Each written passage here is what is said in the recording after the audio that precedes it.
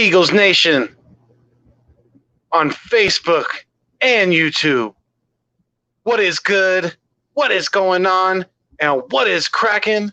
I am Philly Foothills, and I am back in the nest out west, where I'm trying to bring you the best when it comes to Philadelphia Eagles content. Everybody, how we feeling about all these new additions to this team and everything like that? So drop me a comment. Let me know what you're thinking.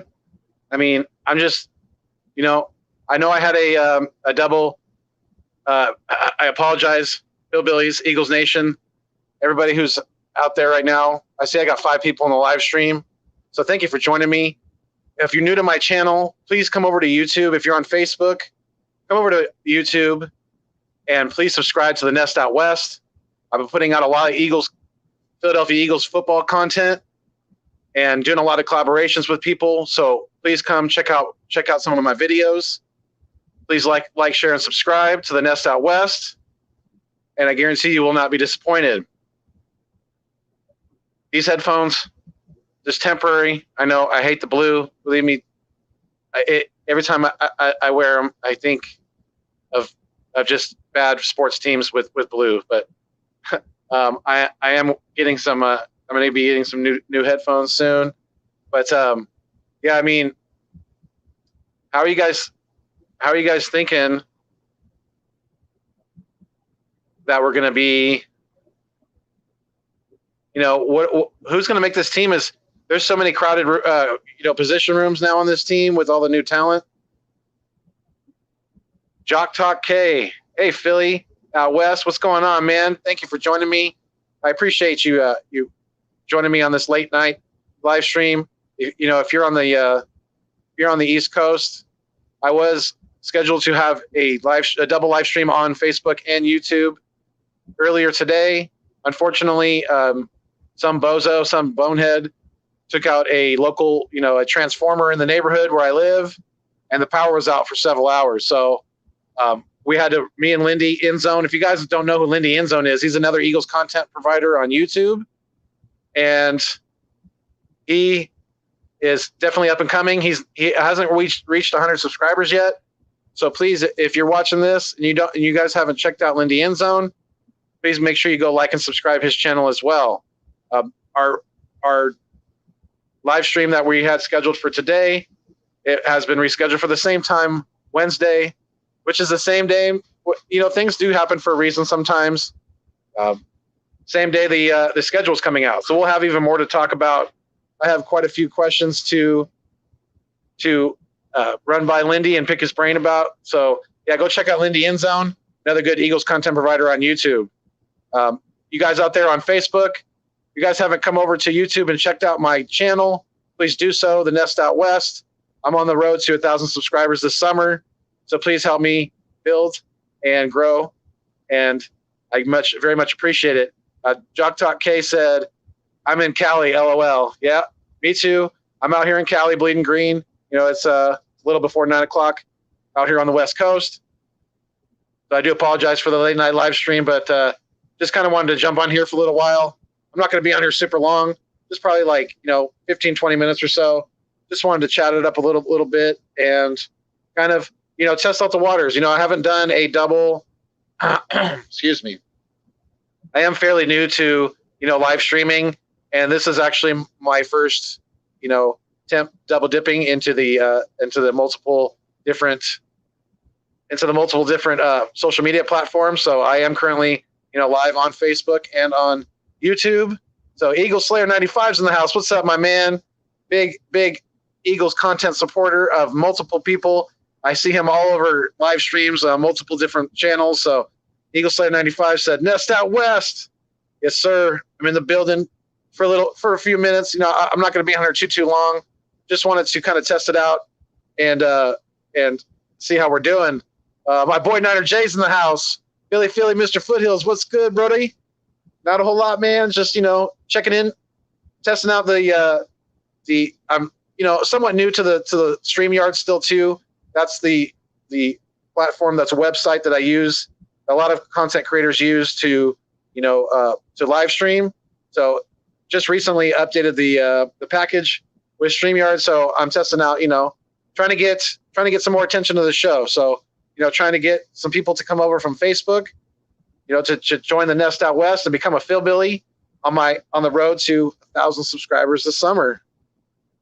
Jock Talk K said, "Hey Slayer." Eagle 95 said, "Yo Jock." Jason Morales 11 said, "Can't wait for the schedule release." I know, we're only 2 days away now.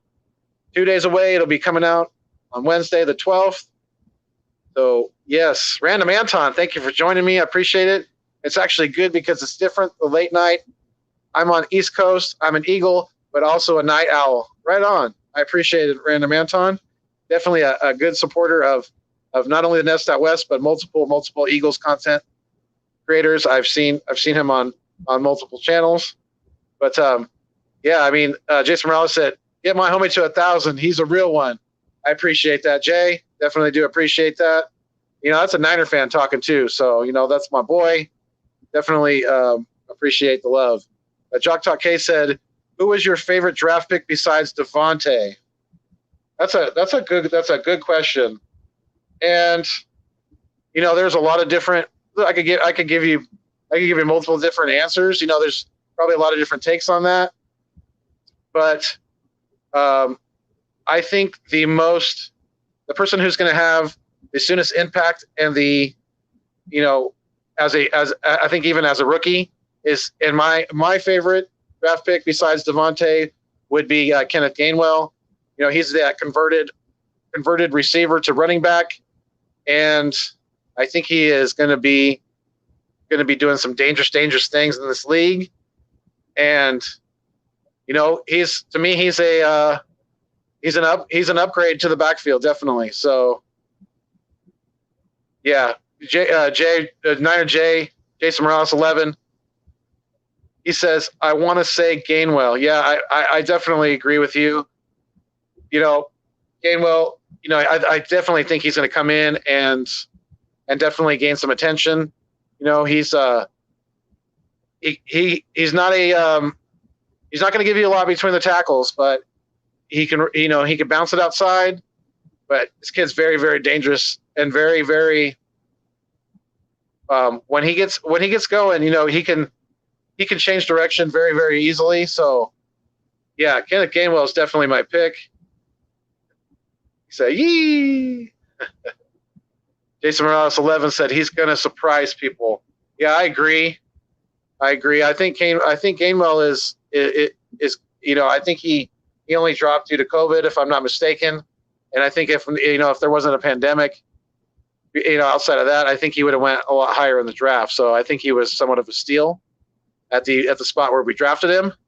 Eagle Slayer 95 said Dickerson or Stevens for me. Yeah, Dickerson's definitely going to be a wait and see with the amount of different injuries he's had acclimated out, that he's accumulated, I should say, throughout college. He was injured pretty much every year in college. But Dickerson's definitely going to be a wait and see. But I love Jacoby Stevens as well. I think it's going to be interesting to see how they use him, how Jonathan Gannon uses him as kind of another piece in the another chess piece out there on the game board, because Jacoby Stevens is that tweener. He's that hybrid linebacker safety, and it's going to be really interesting to see how much he really does play safety this year. I think he's going to play more linebacker. I think he's going to be Jacoby Stevens is going to be more down in the box where he's suited, because from what I'm hearing, the more and more Stevens goes away from the line of scrimmage, the weaker his game gets. So I think Gannon's going to try to keep him in the box and use him as that hybrid safety linebacker, more linebacker than safety. Jeff Murphy, thank you for joining the Nest Out West. I agree. I definitely appreciate it. Dickerson is a beast. Any game he plays, it will make a huge difference no matter what position he plays. Yeah, and I mean, from what I've heard, he can play multiple positions on the offensive line. He's definitely strongest in the middle at center or guard. But the pick gets better and better if he can get on the field. But I'm also too, I'm probably more on the boat of not rushing it, because we do still have, we still have Kelsey in the middle, and we don't need to really rush him onto the field. So if he can learn, maybe redshirt most of this year, then I think I would be happy with that, and happy with him being more fresh going into 2022 as Kelsey's replacement, basically. So yeah, that's Landon Dickerson's definitely going to be, that pick's going to be a big question mark for a little while. So I definitely understand what you're saying. And I the more and more I've studied his film and things like that, a couple of the injuries he did have in college were cheap shots. So you have to give him that too. So Random Anton says, I like Grimes and Gainwell. They are dogs. Yeah, I mean, Grimes is another one. I'm pretty sure he was another COVID slide. I was really surprised to hear that he wasn't drafted, and I was pretty happy with getting him as an undrafted free agent. So I agree, they are both dogs. I like Gainwell as well. So yes. Jason Morales-Levin said, if Dickerson stays, injuries got to change Howie's name from Howie Horrible to Howie Horrific. Yeah. I mean, if the injury issues continue to plague Dickerson, that pick is definitely going to be criticized for some time to come. But as an Eagles fan, we know he's on the roster now, so I definitely hope that his ACLs and his ankles are strong as hell now, and he's able to have a healthy career going forward in the NFL. So knock on wood for Landon Dickerson, and hopefully he can stay injury free. Jeff Murphy said Dickerson played every game his last year until he got hurt at the very end, and a huge locker room presence and a character guy too. Yeah, I'm hearing lots of good things about him as far as his character, his personality, his drive, things like that. So yeah, I mean, that's not a question to me. It's not the ability on the field is not a question to me with Landon Dickerson, and neither is his character and things like that. It's the injuries, and I really, like I said, knock on wood for Landon Dickerson that he can stay healthy going forward. Random Anton said there are so many unknowns that it's really hard to speculate. Yeah, there are. There's going to be so much competition on this roster. It's not even funny. It's pretty scary at this point, but that's a scary good thing though for this new regime, new coaching staff, and everything like that. Iron sharpens iron. So the more competition we can have, the better this team's going to be in the long run. But Eagles Slayer 95 said it really wasn't a bad pick. Yeah, I mean, we might not be able to say that a couple years from now. If Dickerson has issues with injuries, we'll definitely be saying that that's a pretty bad pick at 37.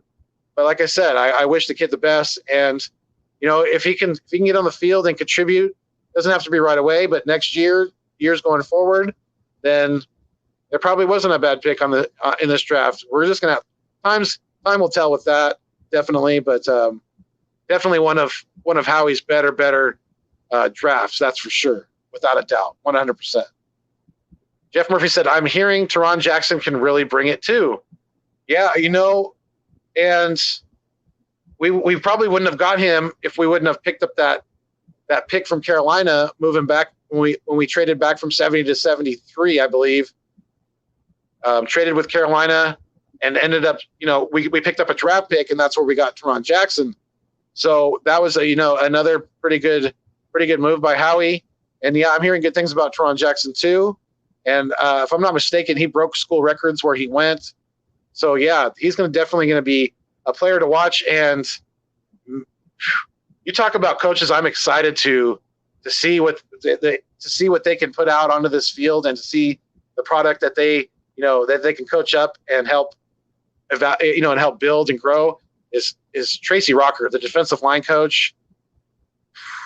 Man, this guy's got mountains and mountains and years of experience and hard-nosed coaching, and I love it. And he's going to get the best out of all these guys.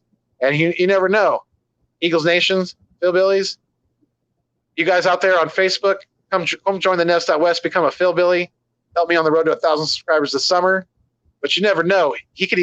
Coach Rocker might even be able to get some productivity out of one Derek Barnett, which we're going to need some productivity out of him this year, making $10 million. And if he wants to get a contract here or going forward somewhere else, he's going to need to be able to produce on the field. But Eagle Slayer 95 said, well, on paper, it's easy to say, but down the line, that remains to be seen. Very true. Very, very true. Like you said, right now, looking at it, there really, really wasn't a bad pick, especially with our GM's track history at drafting fairly badly. Or I should say badly, not fairly, but just badly. There's lots of examples out there. I've given you guys many, but we all know if you're an Eagles fan, if you've paid attention to Mr. Howie Horrible when it comes to drafting, this was definitely a very, very solid draft for our GM. And yeah, he definitely got in the good graces of a lot of people. But to me, it's not easy for my mind to forget that many,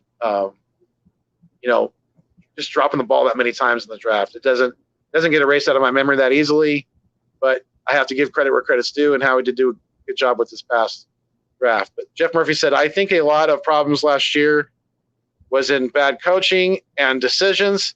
If you watch Rieger highlights, 90% were from punt returns. Doug never used him correctly. I agree, and that's something that you're going to see change. I can almost guarantee you, with Coach Sirianni, offensive coordinator Shane Steichen, they're going to put these faster guys in open space and get them the ball and let them do their thing. But yeah, I mean, you're definitely right. I agree with you on that. A lot of it had to do with coaching last year, and Rieger wasn't the only one who suffered from that. But you're right. A lot of his highlights were more on punt returns, and I know he had that big one against Green Bay. I remember that last year. And if he moves more into that slot role this year, then I say let him return some more punts, because the kid is dangerous back there, especially on punt returns. So I say give him some opportunities back there and kind of let him shine on multiple levels, because he's gonna get his chances. He's gonna get his opportunities to get the rock too in the slot. So, or even if he's lined up outside, it's gonna happen for him. They're gonna there's gonna be definite eyes on Jalen Rieger this year going forward, and whether he can step up and really live up to that first round draft potential. Eagle Slayer 95 said Devontae Smith will have more receiving yards, three games, and then Jaws' 2-year career. Book it. Yeah. So basically he's saying Devontae Smith will have more receiving yards in 3 games than Jay Jaws had in his whole career, and that's definitely not hard to imagine at all. So, definitely not at all. It's very, very realistic, and I can totally see that happening. But Random Anton said, why do people always forget about Miles Sanders? What do you think about our offense versus NFC East defense? Well, a lot of that is going to, we're going to have to, a lot of that, is definitely pertains to what our offense is going to look like and things like that. But I think Miles Sanders he's got to kind of force the issue a little bit this year. He's got to have a pretty big year, and he's got to step it up. So, because with Kenneth Gainwell in the running back room now, and Kerryon Johnson is now an Eagle. So, yeah, I mean, those guys aren't immediate threat to take his position, but Gainwell could possibly, if he develops as a rusher, he could be very dangerous. And those two out of the backfield are going to be, with Kerryon Johnson and Gainwell out of the backfield, if they can get Booby catching the ball out of the backfield too, work on that, look out. Because then if the teams have to account for Miles Sanders catching the ball as well as rushing the ball, and our offensive line is rolling, we can stay healthy, we get things going. Yeah, Booby's going to eat. Booby's going to eat well. This whole running back room is going to be very, very, very competitive in camp. there's probably there may be a few scuffles or two. As long as nobody gets hurt, I think that's a good thing. That's only going to make things more competitive. And we always say as Eagles content providers, iron sharpens iron. So the more and more competition we can have, the better. But Dallas's defense is still up in the air. We don't know how that's all going to fit together. Giants defense, not buying in them either.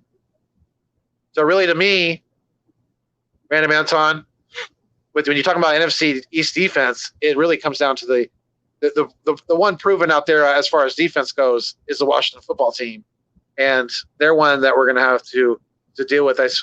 I feel they're going to be very, very competitive again. Yes, they don't have a quarterback. That's going to be a big issue for them, but they did get Fitzmagic. So I mean, that guy, he either wins a lot or he loses a lot. But with a defense like that, he's not going to have to. It's not going to have to do a lot because they're going to prevent a lot of people from scoring quite a bit. But Eagle Slayer 95 said Ertz is going to play for his career this year, which won't be good on Goddard's part. Yeah, that's a big question about Zach Ertz and if that would be a good thing for him to play for this team going forward. Because shout out to Tone DeShields II and Philly Notion. We were talking about that on a live stream recently. About whether self-preservation for Zach Ertz, so whether that's going to become an issue for this team and for the betterment of this team, and whether or not whether we really want that in the building. If he's going to be thinking about himself first and foremost, is that really going to help this team? Is that really going to benefit this team in the long run? So, that's an issue with Zach Ertz going. That's an issue we got to kind of address, but it's going to be really, really tricky to see what happens with him. But, we'll have to wait and see. But Jeff Murphy said, do you think Siri will give Holyfield a chance? I think a true bruiser would really help us. Think about our Super Bowl RBs. The bruisers made the difference. Yeah, I mean, we also have Jordan Howard, as our bruiser back, but his shoulder has been a question. Do I think Siri will give Holyfield a chance? That's going to be that. That's a very good question. And the running back room on this team is very deep right now. So, if Jordan Howard doesn't make, I'll say this: if Jordan Howard doesn't make this team due to injury or due to lack of performance, then I think yes, Elijah Holyfield has a better shot of getting a chance. I'm not too abreast on his patch catching skills out of the backfield, and I think that is as you've seen with the draft pick. I know Howie Sirianni, I'm sure, had some say in some of these draft picks, and with us bringing in Kerryon Johnson too, it definitely looks like they are favoring these pass catching guys out of the backfield. So if Holyfield can catch the ball out of the backfield a little bit, that may help his chances. But I agree with you. We do need a true bruiser. We need that third down back. We need that short yardage, that goal line back, because too, like I've said before, our quarterback got smaller, and as far as those quarterback sneaks, those short yardage, we're going to need a running back's help with that, definitely. But Eagle Slayer 95 said Giants and Cowboys defense don't scare me, but Washington's is underrated. However, yeah, they are definitely, especially their defensive line. The football team is not one to toy around with when it comes to having a weak offensive line, things like that, because they will kill your quarterback if you let them. Absolutely, I agree with you, Slayer. Eagle Slayer 95 said, "Great minds think alike." LOL. Random Anton says Fitzpatrick usually torches us. Yeah, and that's what I'm worried about. With Fitzpatrick, he definitely usually always torches us, and he's a lot like Aaron Rodgers is with the Cowboys. He just kills us. Aaron Rodgers kills the Cowboys, and Fitzpatrick usually kills us, just like Russell Wilson does. Jeff Murphy said, "This division is wide open unless the Washington no-names get Rodgers By the way, Fitz is only magic when it doesn't count. That's kind of true. That is kind of true. He hasn't won, a whole lot down the line. But Joey Shake 72 said, if they have Howard and Johnson, Holyfield has no chance now. Yeah, I agree. Because, Kerryon Johnson is somewhat of a power back too. So I agree, definitely. And shout out to Joey Shake 72 for checking into the show. Big time Eagles content provider. Eagle Slayer 95 said, Joey! Jeff Murphy Johnson is Howard's true competition. Yeah, I agree. I think Holyfield, could possibly make the practice squad, but outside of that, the dude has had issues. As strong as he is, he's had issues with fumbling the ball. So I agree with you guys. If Howard's can keep that shoulder healthy, and Kerryon Johnson is kind of that compliment as far as bruiser back goes to Johnson, then to Howard, then I think we're good with bruiser backs on there. So Skylar MV, thank you for checking me out. I appreciate it. The good one, or the one good thing, if Ertz is here and plays well, come the trade deadline, he would have a contender come calling. Yeah, that may be true. But I just worry about the self-preservation thing, definitely, when it comes to Ertz and him getting in the way of productivity for D-God. But Eagle Slate 95 said, I think Rodgers going to Denver would make more sense. Just don't. To me, Aaron would be wise to stay where he's at. I understand he's having contract issues with them, things like that, but I don't know. I think that would be a bad move for him to go to Washington or Denver. I mean, to me, I think he'd be better off to stay there. Jeff Murphy said, we all love Joey Shakes. Pause.